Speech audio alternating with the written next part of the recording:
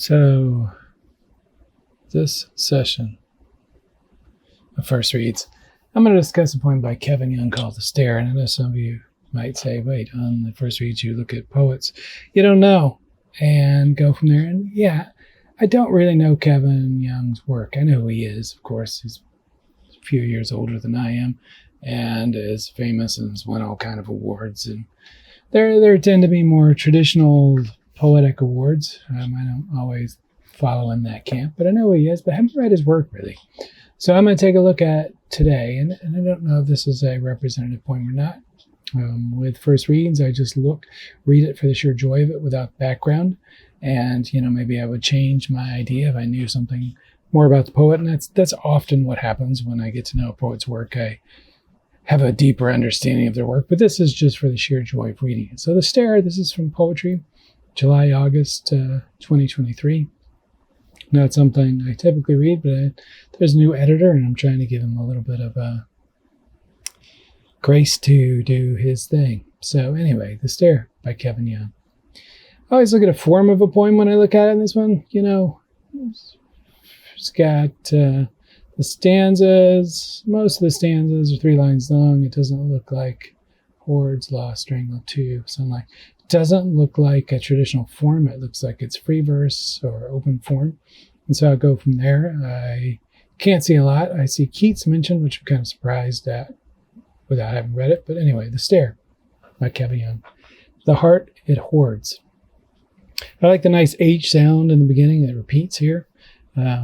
It's a fairly obvious statement. The heart it hoards. Of course it does. If we're talking about like the heart as in that central thing we talked about, the stereotypical heart as in a kind of memory place and feeling spot. How I know this? How do I know that the heart hoards? Well, we'll see.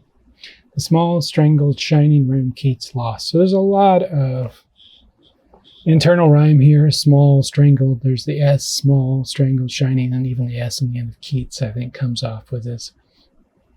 A very nice sound. That small, strangled, shining room Keats lost his life in, and 2. So this would be the stair, I'm assuming, are the Spanish Steps. For those of you who don't know, but I'm sure it's almost everybody. I did spend some time in Rome, and in Rome, right next to the Spanish Steps, a very touristy spot now, is the space where Keats died. His grave is still actually in Rome as well. I visited when I was I don't know how old I was, 21. But the stair is Spanish Steps, I'm assuming there. I didn't know what the stair was when I first read it. The small, strangled, shining room Keats lost his life in, and 2. So lost his life in, and 2. So it's losing it. 2 is that kind of reformulated statement before the heart, losing your heart to the room and to the space. So we'll see what this means as we go along, I'm assuming. Beyond the window, sunlight arranging itself on the Spanish Steps. So the window does look out, and you can see right out into Rome. So Keats would have, I assume, kind of seen this. And the tourists do go there now, and it's a little bit of a museum place. You can go into it. You can look out and see the basically the space from the Spanish Steps and that plaza there. So being able to look out to the space around and losing yourself inside of it. Beyond the window, sunlight ranging itself on the Spanish Steps. Yes, so clearly I was correct about that. While the poet watches the sunlight outside the window. And so lost his life in, and 2. So like you lose your life. I'm assuming this is referencing Keats and how Keats got lost in the images outside the window and then how to interpret them in the room with his life in and 2 beyond the window. Outside snapshots of the tourist and teenagers tired of what they don't know yet. So this brings us into the contemporary narrator, because of course this was not there for Keats. I mean, it was not a tourist hotspot in Keats's period. It's not the same way it is now. It's Spanish Steps can be mobbed on a good tourist day. And the snapshots, of course, are now And the teenager's tired of what they don't know yet, this sense of, visiting there as a teen or living there as a teen and not realizing, the weight of the space, of history of it, or of the person, the poet right above it. It's almost as the poet watches. So that poet watches, we're not sure if it's Keats at this point as the reader, or if it's the poet who's writing this. So the poet's watching the people outside doing these things with that weight of knowing Keats was there in the past doing the same thing, dying there, another famous poet. What will become of us is that question. What will become of us thrown into here? Looking outside to figure out what's going on. And, the tourist mob out there, I don't know that it's the most beautiful image of what humanity can do or is doing, but it's there. What will become of us? Ash, unasking. Yes. So in that room, you can see what will become of us is nothing. Nothing is ash, the unasking. The death mask made of Keats, and you can see this. It's some of those plaster masks they used to do on people when they died. No longer breathing. So this is what's left, right? Look at it, not looking at us. So the death mask is not looking at you. It's there. It's blank. Whatever was there is gone. That sense of it, that life of it.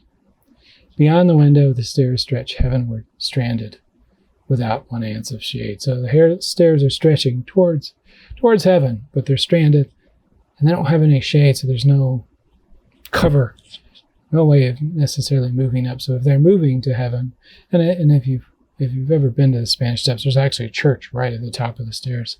So you're like pushing towards them, but they're stuck there. Is this what he's saying about Keats, the poet, actually being stuck there, dying, and this is what's going to come of us as ash. We want to go heavenwards. We dream of it, but in the end, we're actually stuck there. It's just a commentary on the tourists outside who want that sense of things, but once they're there, it's a tourist attraction, and you lose that sense of the oceanic or the sense of awe that happens sometimes with all those people around you. And then you get stuck. But the 1 ounce of shade is left at the end. There's no shade on top of it.